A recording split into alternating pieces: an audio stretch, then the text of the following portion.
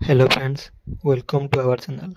आज आम जाना सारिडोन टैबलेट बाबद में तार काम कौन, साइड इफेक्ट कौन, डोज कौन, केते दर, केउ कंपनी द्वारा तैयारी करा जाइछि, आज आम जाना।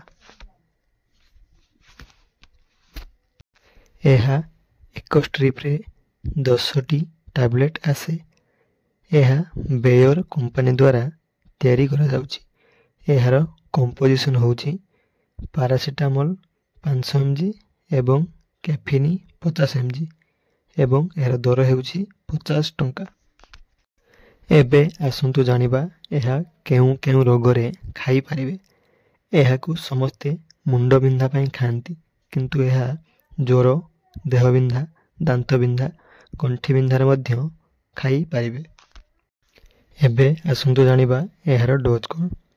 यह 18 वर्ष रु ऊर्ध्व लोक मानक क्षेत्र रे 4 रु 6 घंटा मध्य गोटाए टैबलेट एवं 24 घंटा मध्य 6टी टैबलेट रु अधिक खाइबे नहीं।